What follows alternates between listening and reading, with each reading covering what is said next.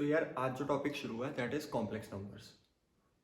बहुत ही simple topic है, बिल्कुल कंसेप्चुअली इसको पकड़ना और बिल्कुल भी अपने दिमाग में कोई इमेज मत रखना अगर किसी से सुन के आए हो कि बहुत डिफिकल्ट टॉपिक होगा। बहुत ही कंसेप्चुअल टॉपिक है, एक बार इसका कंसेप्ट समझ में आ गया तो कॉम्प्लेक्स नंबर का क्वेश्चन हमारा नहीं गलत हो सकता।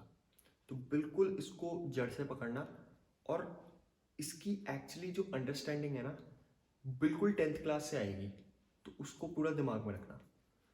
तो अभी तक कॉम्प्लेक्स नंबर से पहले हमने जो नंबर्स का सबसे बड़ा सेट पढ़ा था that was actually of real numbers.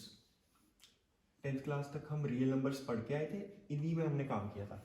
Real number हमें समझ में आता है कि ऐसा कोई भी नंबर जो नंबर लाइन पे रिप्रेजेंट हो जाए वो रियल नंबर होता है। तो रियल नंबर में आगे हमने रैशनल पढ़े थे, फिर इरैशनल भी पढ़े थे, फिर integers, natural number, whole number और सो ऑन। तो अब एक बात सोचो कि रियल नंबर में हम हर उस नंबर से डील कर रहे थे जिसको हम नंबर लाइन पर रिप्रेजेंट कर पा रहे थे। तो अगर हम 10th क्लास के क्वाड्रेटिक इक्वेशन चैप्टर्स को याद करें, जिसमें हमें याद है एक क्वाड्रेटिक इक्वेशन दी होती थी ax² + bx + c।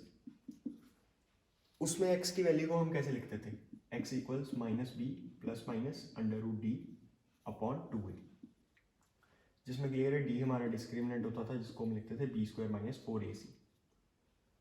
अब अगर ध्यान से याद करो तो हम जैसे ही हमारा d 0 आता था तो हम कहते थे जो हमारी रूट्स होंगी, जो हमारे x की वैल्यू होंगी वो होंगी रियल एंड इक्वल। जैसे ही हमारा d पॉजिटिव आ जाता था तो हम कह देते थे कि हमारी जो वैल्यूज होंगी वो होंगी रियल एंड डिस्टिंक्ट।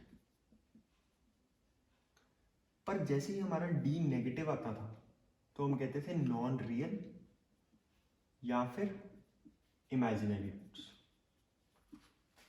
तो अब एक बात सोचो कि हम ऐसा क्यों बोलते थे। क्लियर है, जैसे ही d 0 आ जाएगा तो रूट d तो 0 हो जाएगा और आंसर आ जाएगा सिर्फ -b/2a। तो जो कि क्लियर है, दो जवाब तो आने ही है क्योंकि x की पावर 2 है, तो x का आंसर -b/2a 2 बार ही आ जाएगा। जैसे ही हमारा d पॉजिटिव हो जाता है तो क्लियर है रूट d कोई चीज़ आती होगी, वो डाल के एक बार प्लस एक बार माइनस, तो दो आंसर। पर जैसे ही d नेगेटिव आ गया और मुझे रूट d निकालना है तो मुझे नेगेटिव नंबर की रूट ही निकालनी आती। मान लो अगर मेरा d आ जाता है -4 तो मैं रूट d निकाल ही नहीं सकता। अगर d किसी केस में 4 आ जाता तो √4 मेरे को निकालना आता है, वो होता है 2।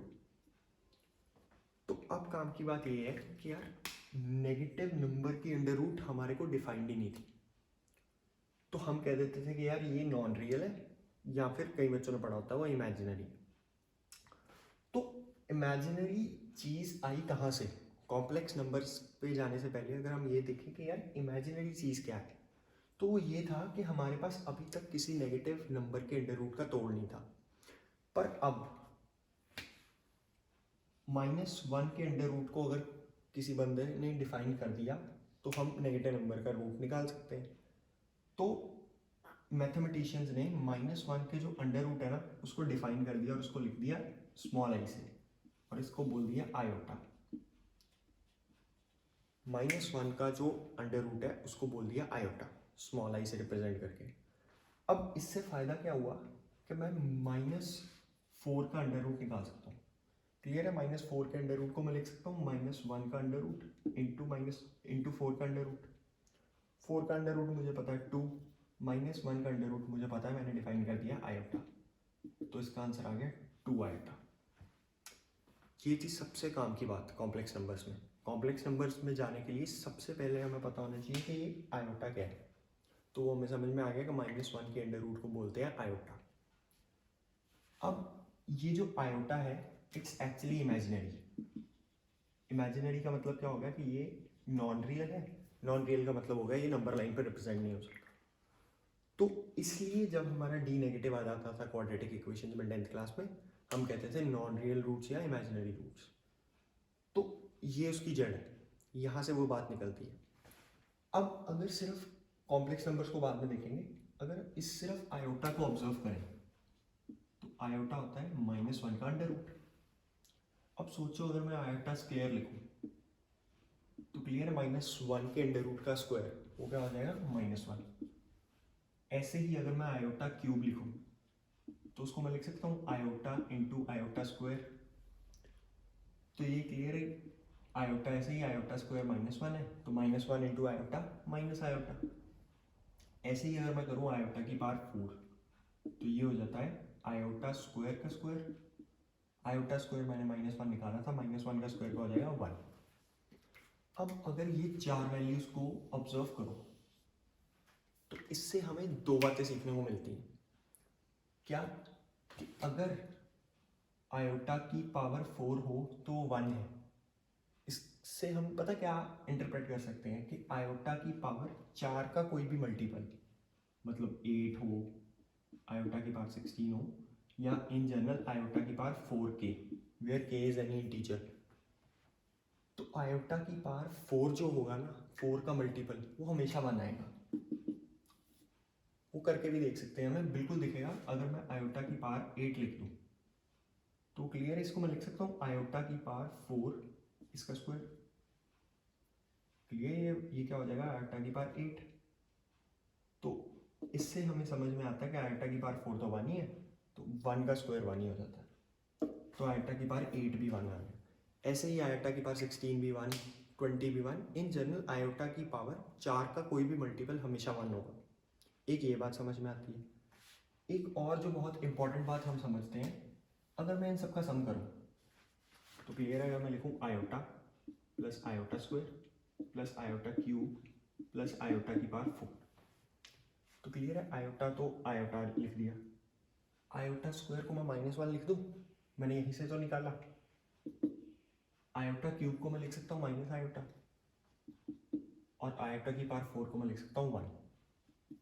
तो क्लियर है, ये -1 इस 1 से कट गया, ये आयोटा इस आयोटा से कट गया, तो इसका आंसर आ गया 0। तो इससे जो सबसे काम की बात हम निकलती है ना, वो ये है कि आयोटा की कोई भी 4 कंसेक्यूटिव पावर्स का अगर मैं सम लूँगा ना, वो हमेशा 0 हो जाएगा। कैसे?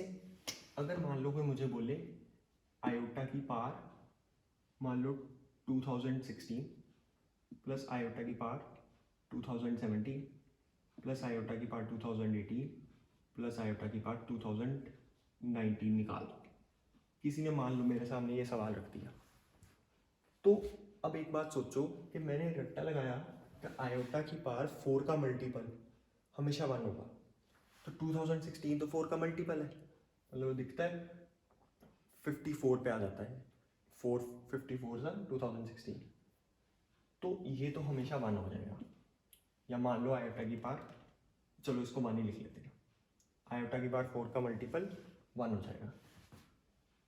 अब आप बताइए आयोटा की पावर 2017, तो आयोटा की पावर 2017 को मैं तोड़ सकता हूँ आयोटा की पावर 2016 इंटू आयोटा। क्लियर है, एक्सपोनेंट का सिंपल सा rule, bases are same, powers get added. ऐसे ही मैं आयोटा की पावर 2018 को तोड़ सकता हूँ 2016 इंटू आयोटा स्क्वायर। ऐसे ही 2019 को तोड़ दूंगा आयोटा की power 2016 plus into iota cube. इसका बिल्कुल रट्टा नहीं लगाना, ये मैंने क्यों तोड़ा, क्योंकि मुझे दिखता था 2016 4 का मल्टीपल है, वो तो हमेशा 1 हो जाएगा, तो वो निकल जाएगा, इसलिए किया।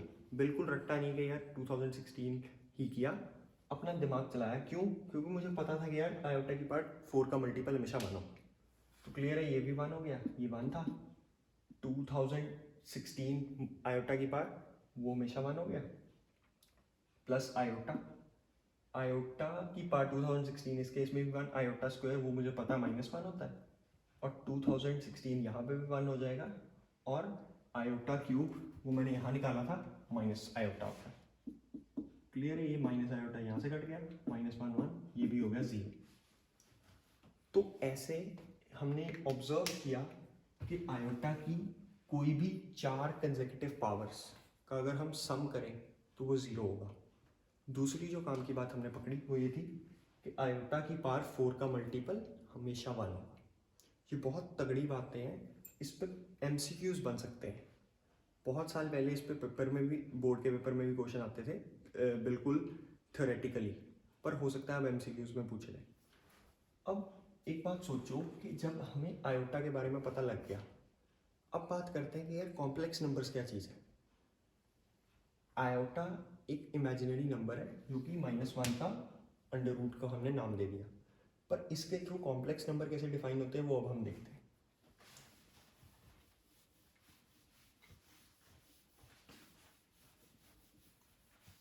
तो इन जनरल किसी भी एक कॉम्प्लेक्स नंबर को अगर डिफाइन करना हो तो उसको लिखते हैं, मान लो अगर कोई कॉम्प्लेक्स नंबर z है तो उसको लिखते हैं x plus iota y, x plus iota y, जिसमें जो x होता है वो होता है इस कॉम्प्लेक्स नंबर का रियल पार्ट, और जो y आयोटा y होता है वो होता है इस कॉम्प्लेक्स नंबर का इमेजिनरी पार्ट। ये इस कॉम्प्लेक्स नंबर की बिल्कुल सिंपल डेफिनेशन है। और इसमें जो सबसे काम की बात है, जो अभी लगेगा बहुत सिंपल पॉइंट है पर इस पे लोग गलतियां करते हैं, वो ये है कि जो x और y है ना वो रियल नंबर्स है, वो रियल नंबर्स है।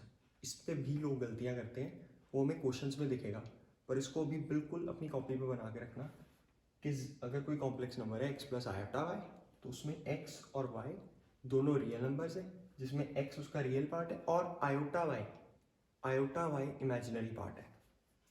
ये है कॉम्प्लेक्स नंबर की सिंपल सी डेफिनेशन।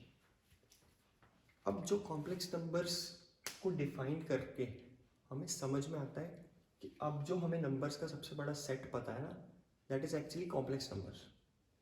रियल नंबर्स जो हैं वो कॉम्प्लेक्स नंबर के नीचे है। क्लियर है? अगर मैं y को 0 डाल दूँ तो एक्चुअली जो x बचा, x तो एक रियल नंबर है, पर जो x बचा ना वो एक्चुअली एक कॉम्प्लेक्स नंबर है जिसका इमेजिनरी पार्ट 0 है। क्यों? क्योंकि मैंने y को 0 डाल दिया। तो अगर आज के बाद कोई मुझे बोले कि क्या 3 कॉम्प्लेक्स नंबर है, हाँ है। क्यों? क्योंकि अगर मैं इसको लिख दूँ 3 प्लस 0 आयोटा तो क्या कोई गड़बड़ हुई? नहीं हुई, क्योंकि 0 इंटू आयोटा वो तो 0 हो गया। पर ये एक कॉम्प्लेक्स नंबर है जिसका इमेजिनरी पार्ट 0 है। तो एक्चुअली अब हमें समझ में आता है कि यार सबसे बड़ा जो नंबर्स का सेट है that is complex numbers. Complex number के अंदर एक रियल पार्ट होता है उसका, एक इमेजिनरी पार्ट होता है। आगे रियल की कहानी हमने की हुई है, इमेजिनरी हमें समझ में आता है कि -1 की अंडर रूट होती है आयोटा। तो अब काम की बात यह है कि हम इस चीज़ को बिल्कुल डाइजेस्ट कर पाएँ कि कॉम्प्लेक्स नंबर इज एक्चुअली सबसे बड़ा सेट ऑफ नंबर्स। अब कॉम्प्लेक्स नंबर्स को और समझते हैं। जैसे हमने रियल नंबर्स की बात की थी तो हम रियल नंबर्स को नंबर लाइन पे डिफाइन कर देते थे और हम कहते थे मान लो अगर कोई नंबर जैसे 0 यहाँ पे है तो इसकी राइट साइड पे जितने भी रियल नंबर्स होंगे वो इससे बड़े होंगे, जो इसकी लेफ्ट साइड पे होंगे वो इससे छोटे होंगे। एक्चुअली कॉम्प्लेक्स नंबर्स में ऐसा कोई कंपैरिजन नहीं है। अगर कोई मेरे को आज के बाद बोल दे कि z1 एक कॉम्प्लेक्स नंबर है x1 प्लस आयोटा y1, और ऐसे ही एक कॉम्प्लेक्स नंबर है z2 जो कि है x2 प्लस आयोटा y2, और कोई मुझे बोले कि इन दो कॉम्प्लेक्स नंबर में से कौन सा बड़ा कौन सा छोटा, तो ऐसा नहीं होता। कॉम्प्लेक्स नंबर्स में कोई कंपैरिजन नहीं होता। अगर कोई बोले ना z1 ग्रेटर देन z2 तो ये गलत है। ऐसे ही अगर कोई सिंपली बोल दे z2 लेस देन z1, मतलब ऐसा कोई भी ऑपरेशन, तो वो गलत है। हाँ, अगर कोई बोले कि z1 इक्वल z2 तो इसका सिंपल सा सिर्फ एक ही फंडा है कि अगर दो कॉम्प्लेक्स नंबर्स बराबर गिवन है तो मतलब दोनों का रियल पार्ट और इमेजिनरी पार्ट बात बराबर है। अगर कोई मुझे कहे कि दो कॉम्प्लेक्स नंबर्स इक्वल है तो उसका सिंपल सा एक ही मतलब है कि दोनों के रियल पार्ट भी आपस में बराबर है और इमेजिनरी पार्ट्स भी। मतलब x1 equals x2, iota y1 equals iota y2, जिसमें क्लियर है आयोटा आयोटा कैंसिल करके y1 इक्वल्स y2। ये होता है सिंपल सा मतलब कॉम्प्लेक्स नंबर्स का। आगे चल के जब हम नई नई टर्म्स पढ़ते हैं ना तो हम अपने माइंड में अलग सी ही इमेज बना लेते हैं दो कॉम्प्लेक्स नंबर्स को बराबर करने की, तो उसमें बिल्कुल ही हम फंसेंगे। हमें सिंपल सा यहीं से पता है कि अगर कोई मुझे बोले कि दो कॉम्प्लेक्स नंबर्स इक्वल है तो उसका सिंपल सा मतलब है कि दोनों के रियल पार्ट बराबर, दोनों के इमेजिनरी पार्ट बराबर, तो कॉम्प्लेक्स नंबर्स इक्वल हो गए। ये थी एक्चुअली कॉम्प्लेक्स नंबर्स की बेसिक थ्योरी। इससे अब हमें समझ में आता है कि यार आज की क्लास में जो हमने मेन चीज़ पकड़ी दैट वाज कि -1 का जो अंडर रूट है दैट इज आयोटा। जो एक कॉम्प्लेक्स नंबर है वो होता है x प्लस आयोटा वाई की फॉर्म का, जिसमें कि x क्या होता है रियल पार्ट, आयोटा वाई होता है एक इमेजिनरी पार्ट। और आयोटा के बारे में एक्चुअली हमने बहुत इंटरेस्टिंग बातें नोट की, जैसे कि अगर आयोटा की पावर 4 का कोई भी मल्टीपल कर देना तो वो हमेशा 1 होगा। या और जो दूसरी बात हमने आयोटा के बारे में सबसे तगड़ी पकड़ी दैट वाज एक्चुअली कि आयोटा की 4 कंसेक्यूटिव पावर्स, कंसेक्यूटिव मतलब एक साथ आने वाली, मतलब मान लो कोई भी 4 हो, जैसे 2016 वाली हमने एग्जांपल की कि आयोटा की पावर 2016 प्लस 2000 आयोटा की पावर 2017 प्लस आयोटा की पावर 2018 प्लस आयोटा की पावर 2019। अगर इनका हम सम करें तो हमेशा 0 आएगा। वो कैसे आएगा वो हमने ऑब्जर्व किया था बिल्कुल। तो ये बहुत बेसिक चीज़ें हैं, पर इससे ना हमारा दिमाग का हॉरिजन बहुत ब्रॉडन होगा। तो बिल्कुल इस चीज़ को वैसे समझना कि जो आयोटा है ये बिहेव कैसे करता है, बिकॉज इसकी थिंकिंग के थ्रू हमारे क्वेश्चंस इजीली सॉल्व होंगे। क्योंकि हमारे दिमाग में ना ये जो चीज़ें पड़ी कि आयोटा स्क्वायर -1 होगा, आयोटा क्यूब माइनस आयोटा होगा, आयोटा की पावर 4 1 होगा, ये चीज़ एक्चुअली क्वेश्चन में हमें बहुत हेल्प करेगी। लोग वहाँ पे फंसते हैं। हमने ये चीज़ बिल्कुल स्टार्टिंग में समझ ली कि यार ये चीज़ बिहेव कैसे करती है, कि आयोटा की पावर्स बिहेव कैसे करती हैं। वो चीज़ का हमें फंडा क्लियर है कि हमें इन 4 वैल्यूज़ का तो रट्टा लगाना चाहिए कि आयोटा तो आयोटा ही लिखना है, iota square -1, iota cube minus iota, iota की पावर 4 1। उसके बाद हमें दिखेगा कि यार जितनी मर्जी हम वैल्यूज़ में अड़े, हमारा क्वेश्चन ये 4 वैल्यूज़ को लिखते ही हो जाएगा आयोटा का। वो हम देखेंगे बिल्कुल सवालों में। तो this was the first lecture which was introduction to complex numbers, जिसमें हमने सीखा कि आयोटा क्या होता है और कॉम्प्लेक्स नंबर्स को लिखते कैसे हैं। अब हम नेक्स्ट क्लास में देखेंगे कि एक कॉम्प्लेक्स नंबर का मॉडुलस क्या होता है, एक कॉम्प्लेक्स नंबर का कॉन्जुगेट क्या होता है, और उस पर कुछ क्वेश्चंस करेंगे। Thank you.